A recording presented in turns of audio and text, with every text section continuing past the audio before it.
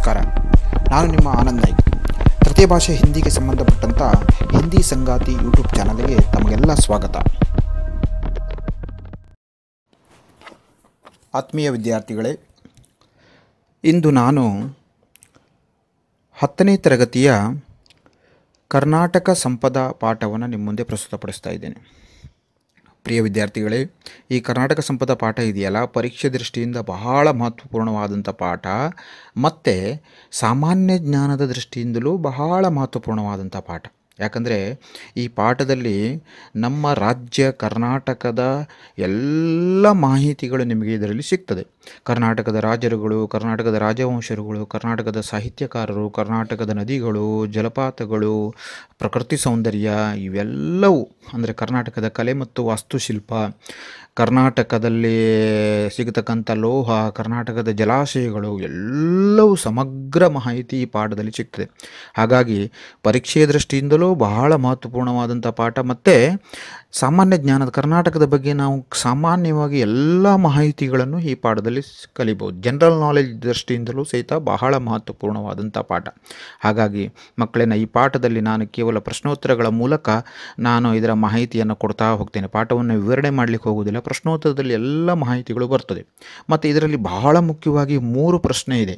ನಮ್ಮ 1ನೇ ಪ್ರಶ್ನೆ ಕರ್ನಾಟಕದ ಪ್ರಾಕೃತಿಕ ಸೌಂದರ್ಯದ ಬಗ್ಗೆ ತಿಳಿಸಿ, 2ನೇ ಪ್ರಶ್ನೆ ಕರ್ನಾಟಕದ ಕಲೆ ಮತ್ತು ವಾಸ್ತುಶಿಲ್ಪದ ಬಗ್ಗೆ ತಿಳಿಸುವಂಥದ್ದು, 3ನೇ ಪ್ರಶ್ನೆ ಕರ್ನಾಟಕದ ಸಾಹಿತ್ಯಕಾರರ ಬಗ್ಗೆ ಪರಿಚಯ. ಈ 3 ಪ್ರಶ್ನೆಗಳೇನಿದಾವಲ್ಲ, 3 ಅಂಕಕ್ಕೆ ಮತ್ತು 4 ಅಂಕಕ್ಕೆ ಕಡ್ಡಾಯವಾಗಿ ಹಿಂದಿನ ಎಲ್ಲ ಪ್ರಶ್ನೆ ಪತ್ರಿಕೆಯಲ್ಲೂ ನಾವು ಗಮನಿಸಬಹುದು. ಹಾಗಾಗಿ ಭಾಳ ಸರಳವಾದಂಥ ಪ್ರಶ್ನೆ ಉತ್ತರಗಳು ಇವೆಲ್ಲ. ಹಾಗೆ ಮತ್ತು ಕರ್ನಾಟಕದ ಉಳಿದೆಲ್ಲ 2 ಅಂಕಕ್ಕೆ ಬರತಕ್ಕಂಥ ಹಲವಾರು ಪ್ರಶ್ನೆಗಳು ಇದರೊಳಗಿದ್ದಾವೆ. ಬಹಳ ಸರಳವಾದ ಸುಲಭವಾದಂಥ ಪಾಠ ಮತ್ತು ಪರೀಕ್ಷೆ ದೃಷ್ಟಿಯಿಂದ ಬಹಳ ಪ್ರಮುಖವಾದಂಥ ಪಾಠ. ಹಾಗಾಗಿ ಈ ಪಾಠವನ್ನು ನೋಡಿ ಮತ್ತು ನನ್ನೆಲ್ಲ ವಿಡಿಯೋಗಳಿಗಾಗಿ ನನ್ನ ಚಾನಲನ್ನು ಸಬ್ಸ್ಕ್ರೈಬ್ ಮಾಡಿ, ಪಕ್ಕದಲ್ಲಿರುವಂಥ ಬೆಲ್ ಐಕಾನ್ಗಳನ್ನು ಒತ್ತಿ. ಯಾಕಂದರೆ ಮತ್ತೆ ಲೇಟೆಸ್ಟಾಗಿ ಬರ್ತಕ್ಕಂಥ ಎಲ್ಲ ವಿಡಿಯೋಗಳ ನೋಟಿಫಿಕೇಷನ್ ನಿಮಗೆ ಸಿಗ್ತದೆ. ಹಾಗಾಗಿ ಎಲ್ಲ ವಿಡಿಯೋಗಳು ನಾನು ಕನ್ನಡದಲ್ಲಿ ಅಥವಾ ಹಿಂದಿಯಲ್ಲಿ ಮಾಡಿದ್ದೀನಿ. ಹಾಗಾಗಿ ನನ್ನ ಚಾನಲನ್ನು ಸಬ್ಸ್ಕ್ರೈಬ್ ಮಾಡಿ, ಬೆಲ್ ಐಕಾನನ್ನು ಒತ್ತಿ, ನನ್ನ ಎಲ್ಲ ವಿಡಿಯೋಗಳನ್ನು ನೋಡಿ ಪರೀಕ್ಷೆಯಲ್ಲಿ ಅತಿ ಹೆಚ್ಚು ಅಂಕ ಗಳಿಸಿರಿ ಅಂತ ಹೇಳ್ತಾ, ನಾನು ಈ ಪಾಠದಲ್ಲಿ ಬಹಳ ಮುಖ್ಯವಾಗಿ ಪ್ರಶ್ನೋತ್ತರಗಳ ಬಗ್ಗೆ ಚರ್ಚೆ ಮಾಡ್ತೇನೆ. 2ನೇದನ್ನು ಪ್ರಮುಖವಾದಂಥ ವ್ಯಾಕರಣಗಳ ಬಗ್ಗೆ ನಾನು ಚರ್ಚೆ ಮಾಡೋಣ. ಓಕೆ, ಈಗ ಪ್ರಶ್ನೋತ್ತರಗಳು ಒಂದೊಂದಾಗಿ ನೋಡ್ತಾ ಹೋಗೋಣ. ಪ್ರಶ್ನೋತ್ತರಗಳ ಮೂಲಕ ಎಲ್ಲ ಮಾಹಿತಿಗಳನ್ನು ನಿಮಗೆ ನಾನು ಕೊಡ್ತಾ ಹೋಗ್ತೇನೆ. ಮೊದಲನೇ ಪ್ರಶ್ನೆ, ಬೆಂಗಳೂರು ಮೇ ಕೌನ್ ಕೌನ್ ಸಿ ಬೃಹತ್ ಸಂಸ್ಥಾएं हैं? ಬೆಂಗಳೂರಿನಲ್ಲಿ ಯಾವ್ಯಾವ ಬೃಹತ್ ಸಂಸ್ಥೆಗಳಿದ್ದಾವೆ ಅಂತೇಳಿ. ಬೆಂಗಳೂರು ಪ್ರಸಿದ್ಧ ಭಾರತೀಯ ವಿಜ್ಞಾನ ಸಂಸ್ಥೆ IISc ಅಂತಾರೆ ಅದಕ್ಕೆ. HAL, HMT, ITI, BHEL, BEL ಜೈಸಿ ಬೃಹತ್ ಸಂಸ್ಥಾएं हैं. ಇದರ ಫುಲ್ ಫಾರ್ಮು ಸಹಿತ ನೀವು ತಿಳ್ಕೊಳ್ಬೇಕು. IISc ಅಂದರೆ Indian institute of science, HAL ಅಂದರೆ ಹಿಂದೂಸ್ತಾನ್ ಏರೋನಾಟಿಕ್ ಲಿಮಿಟೆಡ್, HMT ಅಂದರೆ ಹಿಂದೂಸ್ತಾನ್ ಮಷಿನ್ ಟೂಲ್ಸ್, ITI ಅಂದರೆ ಹಿಂದೂಸ್ತಾನ್ ಟೆಲಿಫೋನ್ ಇಂಡಸ್ಟ್ರಿ, BHEL ಅಂದರೆ Bharat heavy electronics limited, BEL ಅಂದರೆ ಭಾರತ್ ಎಲೆಕ್ಟ್ರಾನಿಕ್ಸ್ ಲಿಮಿಟೆಡ್. ಈ ರೀತಿಯಾದಂಥ ಸಂಸ್ಥೆಗಳು ಚಿತ್ರದಲ್ಲಿಯೂ ಸಹಿತ ಕಾಣುತ್ತೀರಿ ನೀವು, ನಮ್ಮ ಬೆಂಗಳೂರಿನಲ್ಲಿ ಇದ್ದಾವೆ. 2ನೇ ಪ್ರಶ್ನೆ, ಬಾಂಧ್ ಔರ್ ಜಲಾಶಯ ಸೆ ಕ್ಯಾ ಉಪಯೋಗ ಹೈ? ಅಂದರೆ ಜಲಾಶಯ ಮತ್ತು ಅಣೆಕಟ್ಟುಗಳಿಂದ ಏನು ಉಪಯೋಗ? ನಾವು ಜನರಲ್ ಆಗಿ ಬರಿಬೋದು ಇದನ್ನು. ಜಲಾಶಯಗಳು ಮತ್ತು ಅಣೆಕಟ್ಟುಗಳು ಏನು ಕೆಲಸ ಮಾಡ್ತದೆ ಅಂತ ಹೇಳ್ತಕ್ಕಂಥದ್ದು. ಓಕೆ, ಕರ್ನಾಟಕ ಮೇ ಕಾವೇರಿ, ಕೃಷ್ಣಾ, ತುಂಗಭದ್ರಾ आदि अनेक नदियाँ हैं. इन नदियों पर बांध बनाए गए हैं. इनसे हजारों एकड़ ज़मीन सींची जाती है. इसके अलावा इन नदियों की जलाशयों की सहायता से ऊर्जा उत्पादन केंद्र भी स्थापित किए गए हैं. ನೀರಾವರಿಗೋಸ್ಕರ ಮತ್ತು ವಿದ್ಯುತ್ತಿಗೋಸ್ಕರ 2 ಉದ್ದೇಶಕ್ಕೋಸ್ಕರ ನಾವು ಜಲಾಶಯಗಳನ್ನು ನಿರ್ಮಾಣ ಮಾಡ್ತೀವಿ. ಬಹಳಷ್ಟು ಜಲಾಶಯಗಳು, ನದಿಗಳು ನಮ್ಮಲ್ಲಿದ್ದಾವೆ ಅಂತಕ್ಕಂಥದ್ದು. ನಂತರದ ಪ್ರಶ್ನೆ, ಕರ್ನಾಟಕಕ್ಕೆ ಕಿನ್ ಸಾಹಿತ್ಯಕಾರರಿಗೂ ಜ್ಞಾನಪೀಠ ಪುರಸ್ಕಾರ ಮಿಲಾ ಹೈ? ನೋಡ್ರಿ, 8 ಸಾಹಿತ್ಯಕಾರರಿಗೆ ಜ್ಞಾನಪೀಠ ಪ್ರಶಸ್ತಿ ಬಂದಿದೆ. ಕರ್ನಾಟಕಕ್ಕೆ 8 ಸಾಹಿತ್ಯಕಾरों को ज्ञानपीठ पुरस्कार मिला है. उनमें ಕುವೆಂಪು, ದರಾ ಬೇಂದ್ರೆ, ಶಿವರಾಮ್ ಕಾರಂತ್, ಮಾಸ್ತಿ ವೆಂಕಟೇಶ ಅಯ್ಯಂಗಾರ್, ವಿಕ್ರ ಗೋಕಾಕ್, UR ಅನಂತಮೂರ್ತಿ, ಗಿರೀಶ್ ಕಾರ್ನಾಡ್ ಮತ್ತು ಚಂದ್ರಶೇಖರ್ ಕಂಬಾರ್. ಇದನ್ನು ನೆನಪಿನಲ್ಲಿ ಇಟ್ಕೊಳ್ಬೇಕು. ಸಾಮಾನ್ಯ ಜ್ಞಾನ ದೃಷ್ಟಿಯಿಂದಲೂ ಬಹಳ ಉಪಯುಕ್ತವಾದಂಥ ಪಾಠ ಇದು. ಮುಂದಿನ ಪ್ರಶ್ನೆ, कर्नाटक की प्रमुख नदियाँ और जलप्रपात कौन से हैं? कर्नाटक की प्रमुख नदियाँ कावेरी, कृष्णा, ತುಂಗಭದ್ರಾ और जलप्रपात अಬ್ಬಿ ಗೋಕಾಕ್ ಶಿವನ ಸಮುದ್ರ ಆದಿ ಜಲಪ್ರಪಾತ ಹೇ ಜಲಪ್ರಪಾತ ಅಂದರೆ ಜಲಪಾತಗಳು ನದಿಗಳು ಯಾವುದು ಕಾವೇರಿ ಕೃಷ್ಣ ತುಂಗಭದ್ರಾ ಇವೆಲ್ಲ ಭೀಮಾ ಇವೆಲ್ಲ ಪ್ರಮುಖ ನದಿಗಳು ಅಬ್ಬಿ ಗೋಕಾಕ್ ಶಿವನ ಸಮುದ್ರ ಇವೆಲ್ಲ ಪ್ರಮುಖ ಜಲಪ್ರಪಾತಗಳು ಓಕೆ ಮುಂದಿನ ಪ್ರಶ್ನೆ ಕರ್ನಾಟಕಕ್ಕೆ ಕುಚ್ ಪ್ರಮುಖ ರಾಜವಂಶೋं का नाम लिखिए ಕರ್ನಾಟಕದ ಪ್ರಮುಖ ರಾಜವಂಶ ಮತ್ತು ರಾಜರುಗಳು ಪ್ರಸಿದ್ಧ ರಾಜರುಗಳು ಯಾರು ಅಂತೇಳಿ ಇದು ಸಹಿತ ಸಾಮಾನ್ಯ ಜ್ಞಾನ ದೃಷ್ಟಿಯಿಂದ ಭಾಳ ಇಂಪಾರ್ಟೆಂಟ್ ಕರ್ನಾಟಕ में गंगा कदंब चालुक्य राष्ट्रकूट ಹೊಯ್ಸಳ ಒಡೆಯರ್ आदि राजवंशजों ने राज किया है तथा कृष्णदेवराय मदकरी नायक अब्बक्का देवी कित्तूर चन्नम्मा टिप्पू सुल्तान जैसे शासकों ने कर्नाटक राज्य की श्रीवृद्धि में योगदान दिए हैं 2 ಅಂಕಕ್ಕೆ ಬರತಕ್ಕಂಥ ಪ್ರಶ್ನೆಗಳಿವೆಲ್ಲ कर्नाटक के प्रसिद्ध व्यक्तियाँ sir C V. Raman sir Visvesvaraya doctor C N R. Rao doctor Shakuntala Devi Narayana Murthy ಇವರು ಪ್ರಸಿದ್ಧ ವ್ಯಕ್ತಿಗಳು ಕರ್ನಾಟಕದಲ್ಲಿ ಪ್ರಮುಖವಾಗಿ ಸಿಕ್ಕತಕ್ಕಂಥ ಲೋಹಗಳು सोना तांबा लोह आदि कर्नाटक के प्रमुख कारखाने प्रमुखवाದಂಥ कारखानेಗಳು भद्रावती में कागज लोहे और इस्पात इसके अलावा चीनी सीमेंट रेशम कागज उत्पादन आदि कारखाने हैं ಇದರ ನಂತರ कर्नाटक के प्राकृतिक सौंदर्य का वर्णन कीजिए ಇದು ಬಹಳ ಮಹತ್ವಪೂರ್ಣವಾದಂಥ ಪ್ರಶ್ನೆ कर्नाटक के प्राकृतिक सौंदर्य का वर्णन कीजिए अंत प्रकृति माता ने कर्नाटक राज्य को अपने हाथों से संवार कर सुंदर और समृद्ध बनाया है कर्नाटक की प्राकृतिक सुषमा नयन मनोहर है पश्चिम में विशाल अरबी समुद्र लहराता है इसी प्रांत में दक्षिण से उत्तर तक फैली लंबी पर्वतमालाओं को पश्चिमी घाट कहते हैं इन्हीं घाटों का कुछ भाग सह्याद्री कहलाता है दक्षिण में नीलगिरी पर्वतावलियाँ शोभायमान है ಇದರಲ್ಲಿ ಇನ್ನೊಂದು ಪ್ರಶ್ನೆ ಇದೆ ಪಶ್ಚಿಮಿ ಘಾಟ್ ಕಿಸೆ कहते हैं ಅಂತೇಳಿ 2 ಅಂಕಕ್ಕೆ 1 ಅಂಕಕ್ಕೆ ಕೇಳುವಂಥ ಪ್ರಶ್ನೆಗಳು ಓಕೆ ಇನ್ನೊಂದು ಸಲ ಹೇಳ್ತೀನಿ कर्नाटक के प्राकृतिक सौंदर्य का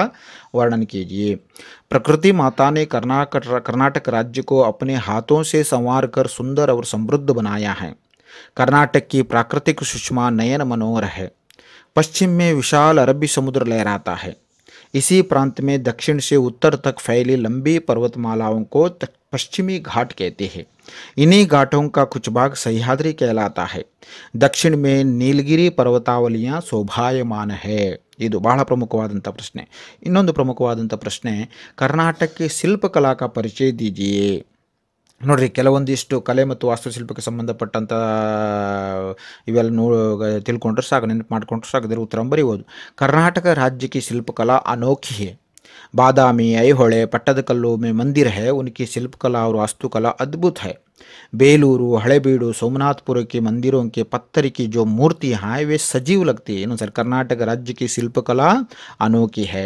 बादामी ऐहोळे पट्टदकल्लू में मंदिर है उनकी शिल्पकला और वास्तुकला अद्भुत है बेलूरू हड़ेबीडू सोमनाथपुरम के मंदिर की पत्थर की जो मूर्तियाँ हैं वे सजीव लगती है ये सुंदर मूर्तियाँ हमें रामायण महाभारत पुराणों की कहानियाँ सुनाती है श्रवण बेलगोला में 57 फुट ऊंची गोमटेश्वर की प्रतिमा है जो दुनिया को त्याग और शांति का संदेश दे रही है विजयपुरा के गोल गुंबज की व्हिस्परिंग गैलरी वास्तुकला का अद्वितीय दृष्टांत है मैसूर का राजमहल कर्नाटक के वैभव का प्रतीक है प्राचीन सेंट फिलोमिना चर्च जगनमोहन राजमहल का पुरातत्व वस्तु संग्रहालय अत्यंत ಆಕರ್ಷಣೀಯ है ನೋಡ್ರಿ ಇಲ್ಲಿ ಇದನ್ನು ನೆನಪಿಟ್ಕೊಳ್ಬೇಕಾದ್ರೆ ಬಹಳ ಏನಿದ್ರೆ ನೀವು ಬೇಲೂರು ಹಳೆಬೀಡು ಸೋಮನಾಥಪುರ ಶ್ರವಣಬೆಳಗೊಳ ಬಿಜಾಪುರ ಮೈಸೂರು ಇವೆಲ್ಲ ಕೆಲವೊಂದಿಷ್ಟು ಐತಿಹಾಸಿಕ ಸ್ಮಾರಕಗಳನ್ನು ನೀವು ನೆನಪಿನಲ್ಲಿ ಇಟ್ಕೊಳ್ಳೋದ್ರೆ ಸಾಕು ಈ ಪ್ರಶ್ನೆಗೆ ಉತ್ತರ ನೀವು ಸರಳವಾಗಿ ಬರೀಬಹುದು ಓಕೆ ಮುಂದಿನ ಪ್ರಶ್ನೆ ಕೊನೆಯ ಪ್ರಶ್ನೆ ಕನ್ನಡ ಭಾಷಾ ತಥಾ ಸಂಸ್ಕೃತಿ को कर्नाटक के साहित्यकारों की तथा क्या देन है ಇಲ್ಲೂ ಸಹಿತ ಹಾಗೆ ಕರ್ನಾಟಕದ ಪ್ರಾಚೀನ ಕವಿಗಳು ಕರ್ನಾಟಕದ ಮಧ್ಯಕಾಲೀನ ಕವಿಗಳು ಕರ್ನಾಟಕದ ಆಧುನಿಕ ಸಾಹಿತಿಗಳು ಇವಿಷ್ಟು ಜನರ ಬಗ್ಗೆ ನೀವು ನೆನಪಲ್ಲಿ ಇಟ್ಕೊಂಡ್ರೆ ಸಾಕು ನಿಮಗೆ ಈ ಪ್ರಶ್ನೆಗೆ ಉತ್ತರವನ್ನು ಸರಳವಾಗಿ ಬರೀಬಹುದು ನೋಡ್ರಿ कर्नाटक के अनेक साहित्यकारों ने सारे संसार में कर्नाटक की कीर्ति फैलाई है वचनकार बसवण्ण क्रांतिकारी समाज सुधारक थे अक्कमादेवी अलंब प्रभु सर्वज्ञ संतों ने अपने अनमोल वचनों द्वारा प्रेम दया और धर्म की सीख दी है पुरंदरदास कनकदास आदि भक्त कवियों ने भक्ति नीति सदाचार की नीति गीत गाए हैं पंपा रन्ना पन्ना कुमारव्यास हरिहर राघवंका आदि ने महान काव्यों की रचना कर कन्नड़ की साहित्य को समृद्ध बनाया है आधुनिक काल के साहित्यकार कुवेंपु, दरा बेंद्रे, शिवराम कारंत, मास्ती वेंकटेश अयंगार, विक्र गोकाक, क्यू आर अनंतमूर्ति, गिरीश कार्नाड और चंद्रशेखर कंबार ज्ञानपीठ पुरस्कार से अलंकृत है। यह कन्नड़ भाषा संस्कृति के लिए साहित्यकारों की देन है। इವು कर्नाटक के प्राकृतिक सौंदर्य, कर्नाटक के ಶಿಲ್ಪಕಲಾ और ವಾಸ್ತುಕಲಾ, ಕರ್ನಾಟಕ के ಸಾಹಿತ್ಯಕಾರ, ಇದು ಬಹಳ ಪ್ರಮುಖವಾಗಿ ಬರತಕ್ಕಂಥ ಪ್ರಶ್ನೆಗಳು. ಈಗ ವ್ಯಾಕರಣದ ಕಡೆ ನೋಡುವ. ವ್ಯಾಕರಣದಲ್ಲಿ ಮೊದಲನೇ ವಿಲೋಮ ಶಬ್ದ ಲೇಖನ. ಸುಂದರ್, ಕುರೂಪ್, ವಿದೇಶ್, ಸ್ವದೇಶ್, ಆದಿ, ಅಂತ್ಯ, ಸದಾಚಾರ್, ದುರಾಚಾರ್, ಸಜೀವ್, ನಿರ್ಜೀವ್ ಮತ್ತು ಆಯಾತ್, ನಿರ್ಯಾತ್. ಈ ಮುಂದಿನ ವ್ಯಾಕರಣ ಬಹುವಚನ ಬರೆಯುವುದು. ಓಕೆ, ಇದರಲ್ಲಿ ಸಂಧಿ, ಸಂಧಿಯ, ಮೂರ್ತಿ, ಮೂರ್ತಿಯ, ಉಪಲಬ್ಧಿ, ಉಪಲಬ್ಧಿಯ, ಕಡೆ ಕೃತಿ, ಕೃತಿಯ, ನೀತಿ, ನೀತಿಯ, ಸಂಸ್ಕೃತಿ, ಸಂಸ್ಕೃತಿಯ. ಇವು ವ್ಯಾಕರಣದಲ್ಲಿ. ಮತ್ತು ವ್ಯಾಕರಣದಲ್ಲಿ ಮುಂದಿನ ನೋಡ್ರಿ ಪದ್ಧತಿ, ಪದ್ಧತಿಯ. ನೆಕ್ಸ್ಟ್ ಅನುರೂಪ. ಅನುರೂಪ ಪ್ರಶ್ನೆ ಒಂದು ಸ್ವಲ್ಪ ಜಾಸ್ತಿ ಇದೆ. ಅದನ್ನು ಯಾವುದು ನೋಡಿ. दक्षिण से उत्तर की छोर की पर्वतमाले पश्चिमी घाट, दक्षिण की पर्वतमाले नीलगिरी. ನಂತರ ಕರ್ನಾಟಕ ಚಂದನ का आगर, ಬೆಂಗಳೂರು ಸಿಲಿಕಾನ್ ಸಿಟಿ, ಭದ್ರಾವತಿ ಲೋಹೆ और इस्पात, ಮೈಸೂರು ತೇಲ್, ಸಾಬೂನ್, ಸಿಮೆಂಟ್ ಇವೆಲ್ಲ ಬರ್ತದೆ. ನಂತರ ಕಾವೇರಿ ನದಿ, ಜೋಗ ಜಲಪ್ರಪಾತ, ಬೇಲೂರು ಶಿಲ್ಪಕಲಾ, ಗೋಲ್ ಗುಂಬಜ್ ವಾಸ್ತುಕಲಾ, सेंट फिलोमिना चर्च, जगनमोहन राजमहल और पुरातत्व वस्तु संग्रहालय. सेंट फिलोमिना चर्च, जगनमोहन राजमहल, पुरातत्व. कृष्णदेवराय शासक, राष्ट्रकूट राजवंश, बसवण्ण वचनकार, कनकदास भक्त कवि, पंपा प्राचीन कवि, कंबार आधुनिक कवि, CV ರಾಮನ್ ನೋಬಲ್, ವಿಶ್ವೇಶ್ವರಯ್ಯ ಭಾರತ ರತ್ನ. ಇವಿಷ್ಟು ವ್ಯಾಕರಣ ಆಯಿತು. ವಿದ್ಯಾರ್ಥಿಗಳೇ, ಈ ಪಾಠ ಪರೀಕ್ಷೆಯ ದೃಷ್ಟಿಯಿಂದಲೂ ಸುಲಭವಾಗಿ ಮತ್ತು ಸರಳವಾಗಿದೆ. ಮತ್ತು ನಮ್ಮ ಕರ್ನಾಟಕದ ಬಗ್ಗೆ ತಿಳಿಬೇಕು, ಸಾಮಾನ್ಯ ಜ್ಞಾನದ ಕುತೂಹಲ ಇದ್ದವಂಥವರು ಈ ಪಾಠ ಬಹಳ ಮಹತ್ವಪೂರ್ಣವಾದಂಥ ಪಾಠ. ಕರ್ನಾಟಕದ ಭಾಳಷ್ಟು ಮಾಹಿತಿಗಳನ್ನು ಒಳಗೊಂಡಂಥ ಪಾಠ ಮತ್ತು ಭಾಳ ಸರಳವಾಗಿ ನಾವು ಉತ್ತರಿಸಬಹುದಂಥ ಪಾಠ.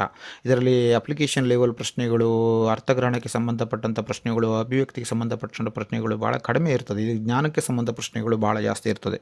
ಹಾಗಾಗಿ ವಿದ್ಯಾರ್ಥಿಗಳು ಈ ವಿಡಿಯೋವನ್ನು ನೋಡಿ ಮತ್ತು ನನ್ನೆಲ್ಲ 10ನೇ ತರಗತಿಗೆ ಸಂಬಂಧಪಟ್ಟಂಥ ಪರೀಕ್ಷೆಗೆ ಸಂಬಂಧಪಟ್ಟಂಥ ಎಲ್ಲ ವಿಡಿಯೋಗಳನ್ನು ನೋಡಲು ನನ್ನ ಚಾನಲನ್ನು ಸಬ್ಸ್ಕ್ರೈಬ್ ಮಾಡಿ. ಮತ್ತು ನಿಮ್ಮ ಗೆಳೆಯರಿಗೆ 10ನೇ ತರಗತಿ ಓದ್ತಿರ್ತಕ್ಕಂಥ ಎಲ್ಲ ಗೆಳೆಯರಿಗೆ ಶೇರ್ ಮಾಡಿ. ಇಷ್ಟ ಆದರೆ ಲೈಕ್ ಮಾಡಿ. ಮತ್ತು ಏನಾದರೂ ಸಲಹೆ ಸೂಚನೆಗಳಿದ್ದರೆ ಕಾಮೆಂಟ್ ಮೂಲಕ ತಿಳಿಸಿ. ಧನ್ಯವಾದ.